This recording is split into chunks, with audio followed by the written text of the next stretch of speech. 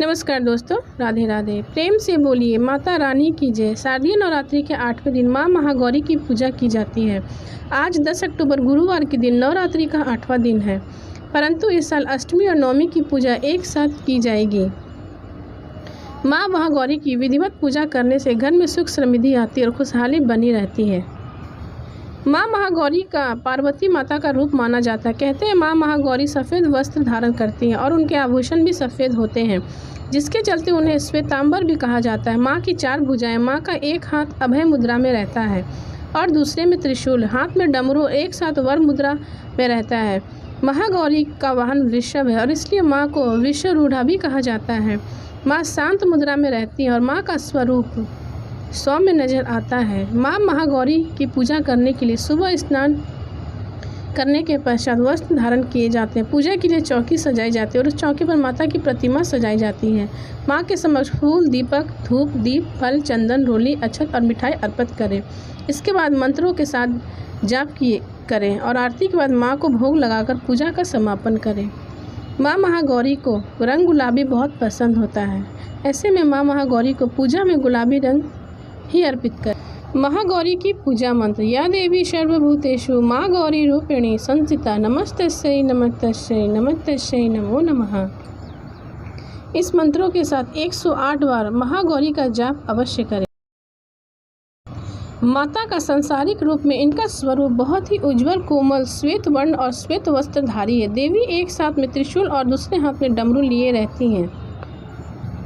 अपने भक्तों के लिए यह अन्नपूर्णा का स्वरूप है। यह धन, वैभव और सुख शांति की अष्टधात्री देवी है। अष्टमी पूजा के दिन कन्या पूजन का भी विधान है, लेकिन कुछ लोग नवमी के दिन भी कन्या पूजन करते हैं। कन्याओं की संख्या 9 हो तो अति उत्तम, नहीं तो 2 कन्याओं के साथ भी पूजा किया जा सकता है। पंचांग के अनुसार नवरात्रि की अष्टमी तिथि 10 अक्टूबर को दिन गुरुवार को दोपहर 12:31 पर शुरू होगी और 11 अक्टूबर के दिन शुक्रवार को दोपहर 12:06 पर समाप्त होगी। इस दिन महागौरी माता की पूजा के लिए शुभ समय सुबह 6:20 से लेकर 7:47 तक रहेगा। अमृत काल में सबसे शुभ मुहूर्त 9:14 से लेकर 10:41 तक रहेगा।